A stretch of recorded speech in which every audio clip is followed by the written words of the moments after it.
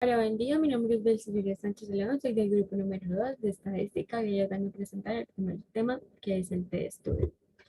Entonces, ¿cuál es la distribución del T-Student? Es una variable aleatoria que se distribuye según el modelo de probabilidad de K, que es un término positivo, en grados de libertad.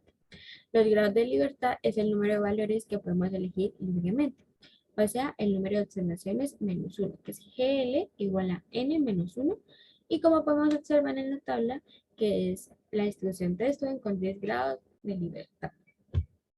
Las características para el T-Student es la distribución continua, que tiene una media de 0, tiene simetría, hay una familia de distribuciones T, todas con la misma media, pero respectivas desviación estándar, y la distribución T es más ancha y plana en el centro de la distribución normal estándar.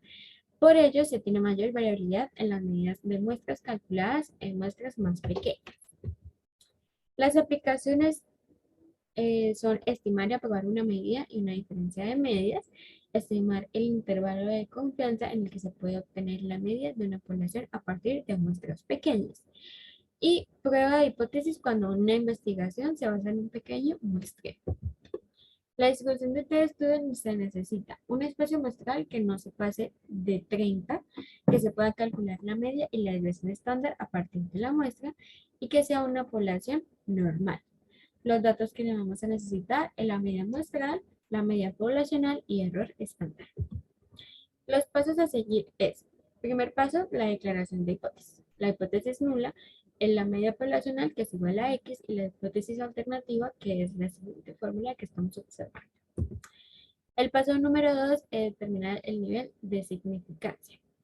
Entonces, donde 0,05 para proyectos de investigación, 0,01 para aseguramiento de calidad y 0,10 para encuestas de mercadotecnia y políticas. Paso 3. Para conseguir un punto de prueba, se calcula la media y la desviación estándar a partir de la muestra. Para el paso número 4, se aplica la distribución T-Student para calcular la probabilidad de error por medio de la fórmula T es igual a X menos media poblacional sobre error estándar. Aquí podemos observar la media, el valor a analizar, desviación estándar, error estándar y tamaño de muestra. En el paso número 5, la aceptación o rechazo de la hipótesis. Si P es mayor al nivel de significancia, entonces se rechaza la hipótesis alternativa. Si P es menor al nivel de significancia, entonces se acepta la hipótesis alternativa. Aquí podemos observar la tabla que vamos a necesitar para poder desarrollar el ejercicio. Y el ejemplo, para una sola cola. Se supone que en una prueba de IQ, una población adulta, el valor obtenido será normalmente de 100 puntos. Se obtuvo una muestra aleatoria de 28 adultos y se aplicó la prueba obteniendo un IQ de 96 puntos, con desviación estándar de 3 puntos. Puede afirmarse que el IQ de la muestra es menor que el IQ marcado como estándar. Utilice T-Student en una cola con confianza al 95%. Entonces los datos que vamos a necesitar es U, que es igual a 100, N, que es igual a 28 adultos, X media 96 puntos, desviación estándar, que son 3 puntos, em, este de libertad, que es 27 puntos, significancia 0,05 porque es una investigación, H, que es la media del IQ de las personas de la muestra, es igual o mayor que la media de IQ del parámetro, y HA, que es la media de IQ de las personas de la muestra, es menor que la media de IQ del parámetro.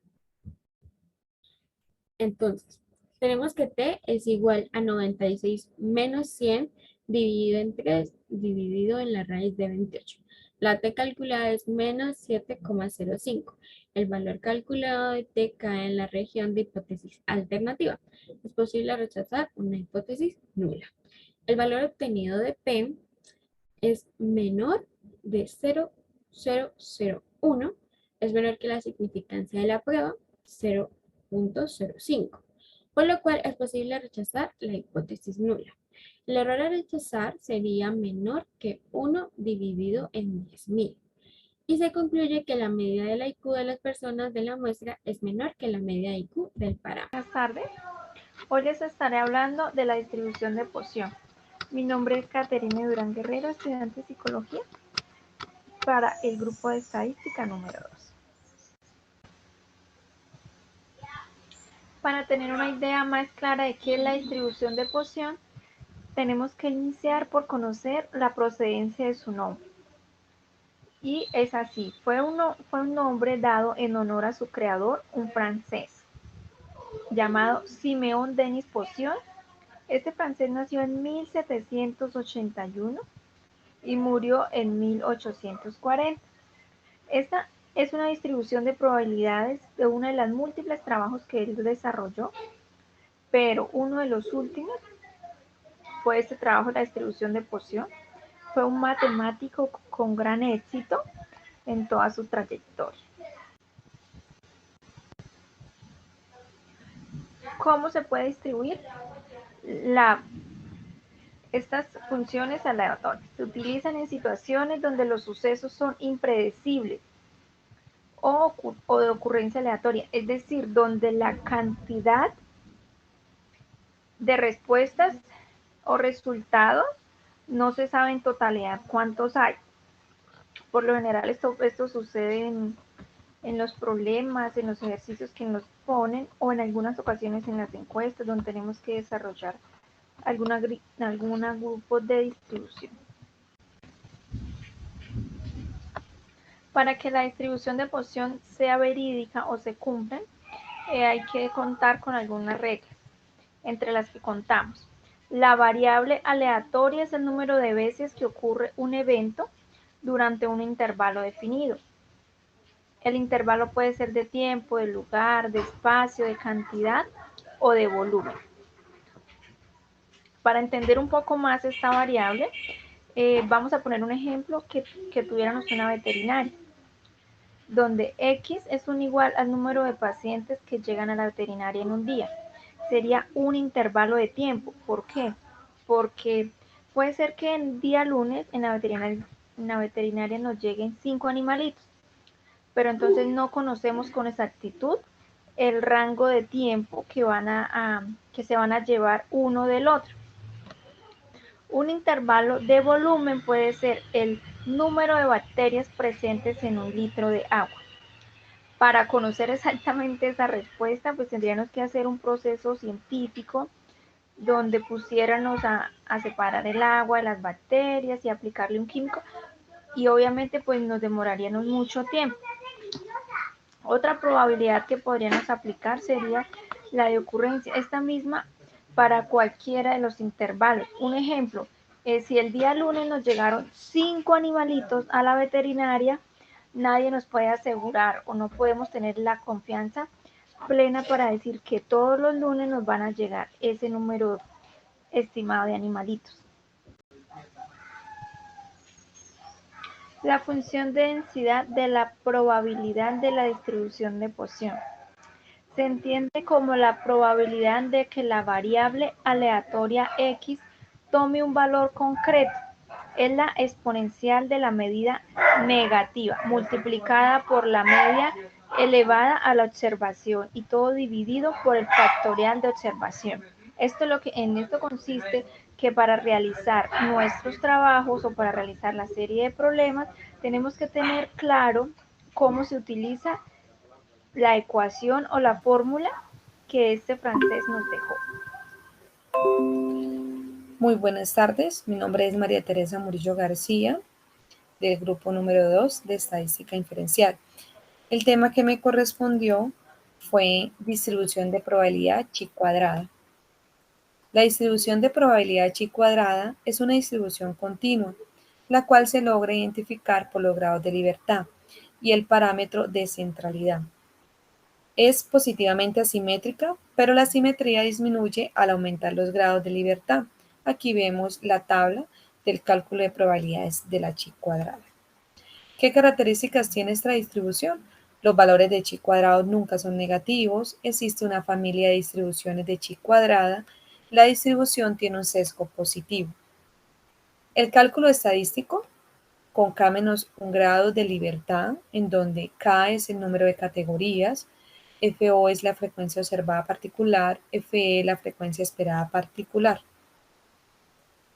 La gráfica de la distribución, cuando los grados de la libertad son 30 o más, la distribución de chi cuadrada puede aproximarse razonablemente con una distribución normal, como se ilustra en las siguientes gráficas. Vemos la gráfica de 20 grados de libertad y tenemos posteriormente una de 40 grados de libertad. Ejercicio de aplicación. El pescado de Pongo y Pasta es una cadena de restaurantes ubicado a lo largo de la costa del Golfo de Urabá. Pongo, el propietario, desea añadir filete a su menú. Antes de hacerlo, decide contratar a Investigaciones Cayena S.A. para que lleve a cabo una encuesta entre personas adultas para saber cuál es su platillo favorito cuando comen fuera de casa. Cayena seleccionó una muestra de 120 adultos y les pidió que indicaran su comida favorita. Cuando salen a cenar, los resultados se reportan en la tabla. Plato favorito, pollo, frecuencia de 32, pescado, frecuencia de 24, carne, frecuencia de 35, pasta, frecuencia de 29, para un total de 120. Si no existe diferencia entre la popularidad de los 4 platillos, podríamos esperar que las frecuencias observadas fueran iguales o casi iguales. ¿Cuál es el nivel de medición de este problema? Se ve que los datos en la escala nominal, entonces no se pueden usar los métodos paramétricos. Si los platillos son igualmente populares, se esperaría que 30 adultos eligieran cada uno de ellos 30, que sería igual a 120 sobre el número de platos, que sería 4. Un examen rápido, de los datos de la tabla nos permiten ver que la carne es un platillo preferido. Más o menos oscila entre 35 a 30 personas. El pescado es el menos preferido, de 24 a 30. Se debe azar estas diferencias, o se debe concluir que los platillos no tienen un grado de popularidad. Se resolvería esta interrogante por medio de una prueba de hipótesis. Primero, formulando la hipótesis nula y alternativa. Luego, iríamos en el paso 2, seleccionando el nivel de significancia. Se escoge a un 5%. En el paso 3, el estadístico de prueba, que sería x al cuadrado, y el 4, formulando la regla de decisión. Vemos que el número de categorías es de 4, entonces los grados de libertad en este caso serían 1 igual a 3, menos 1 igual a 3. La regla de decisión implica establecer una zona en la distribución de la probabilidad, entonces se acepta la HO y una zona donde se rechaza. Cuando se establece un nivel de significancia del 5%, la zona de probabilidad o de aceptación debe ser del 95%, la cual implica que el chi cuadrado crítico, que será para ambas zonas. Se calcula este valor crítico por medio de tablas o por software estadístico. Para nuestro caso tal es xc al cuadrado igual a x al cuadrado. Como lo podemos ver, L igual a 3, A igual al 5%, y eso me da 7.815. Y en el último paso vemos calculando el estadístico y tomando una decisión. Podemos ver que aquí tenemos las diferencias, tenemos la frecuencia esperada, y tenemos todos los datos importantes, que en el valor observado de chi al cuadrado es menor que el crítico. Se concluye que se acepta la hipótesis nula. Las diferencias observadas en las preferencias de los platillos, las cuales se pueden explicar al azar. Eso es lo que podemos ver. Es un tema bastante sencillo, con un ejercicio de aplicación un poco mejor interpretado, y nos permite entender lo que es la distribución. Me llamo Naleisha Hernández Manuel y les voy a estar hablando un poco sobre la distribución hipergeométrica. También les voy a estar planteando un ejemplo para que el tema pues sea un poquito más entendido. La distribución hipergeométrica es especialmente útil en todos aquellos casos en los que se extraigan muestras o se realicen experiencias repetidas sin devolución del elemento extraído o sin retornar a la situación experimental inicial. Es una distribución fundamental en el estudio de muestras pequeñas y de poblaciones pequeñas también, y en el cálculo de probabilidades de juego de azar. Tiene grandes aplicaciones en el control de calidad para procesos experimentales en los que no es posible retornar a la situación de partida, como lo planteé anteriormente. Hay varias consideraciones que podemos tener en cuenta en este caso. 1. El proceso consta de un número de pruebas separadas o separables dentro de un conjunto de pruebas posibles. 2. Cada una de las pruebas puede dar únicamente dos resultados mutuamente excluyentes. 3. Cada ensayo o repetición del experimento no es independiente a los demás. Y por último, el número de repeticiones del experimento es constante. Ahí pueden ver un ejemplo que planteé donde cada letra tiene la explicación de lo que significa. ¿Cuál es la aplicación de esta probabilidad? Las aplicaciones principales de la distribución hipergeométrica son control de calidad en procesos con poca población y el cálculo de probabilidades en los juegos de azar. En cuanto a la función matemática que define la distribución hipergeométrica, esta consta de tres parámetros, los cuales son el número de elementos de población, el tamaño de la muestra y la cantidad de eventos en la población completa con un resultado favorable o desfavorable en la característica ya estudiada. ¿Cuál es la diferencia entre hipergeométrica y binominal? Tanto la distribución hipergeométrica como la distribución binominal describen el número de veces que un evento ocurre en un número fijo de ensayos. Para la distribución binominal, la probabilidad es igual para cada ensayo. Para la distribución hipergeométrica, cada ensayo cambia la probabilidad de cada ensayo subsiguiente porque ya no tiene ningún reemplazo. ¿Cuáles son las fórmulas y ecuaciones? La fórmula de la distribución hipergeométrica da la probabilidad P de que X caso favorable de cierta característica suceda. La manera de escribirla matemáticamente en función de los números es, ahí les puse un pequeño ejercicio para que lo puedan ver. En la expresión que se ve ahí, N y M son parámetros y X la variable propiamente dicha. Entonces, la población total aquí es el número de veces que se repite, ¿sí? Luego viene el número de resultados positivos de cierta característica binaria respecto de la población total en números. Y también está la cantidad de elementos de la muestra. En este caso, X es una variable aleatoria que toma el valor de X y de P.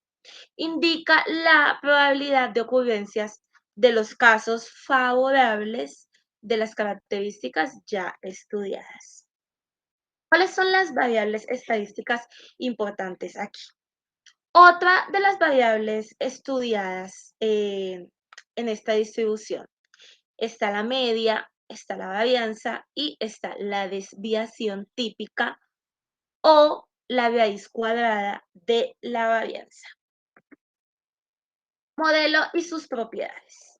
Para llegar al modelo de la distribución hipergeométrica, se parte de la probabilidad de obtener los ciertos casos favorables en una muestra de tamaño.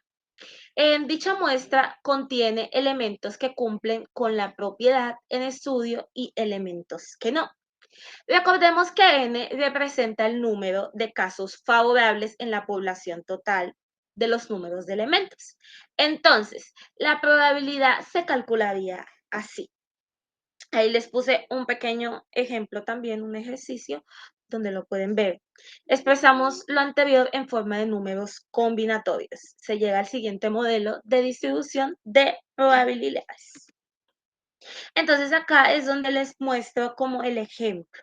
Entonces, supongamos una máquina que produce tornillos y los datos acumulados indican que el 1% salen con defectos. O sea, el 1% de los tornillos vienen con algún defecto. Entonces, en una caja de 500 tornillos, el número defectuoso, ¿cuál vendría siendo? Entonces ahí les muestro cuál vendría siendo el resultado, que son 5 tornillos. Espero que esta explicación y estas diapositivas hayan sido de mucha ayuda para que puedan entender esta probabilidad y también estos casos. Muchísimas gracias.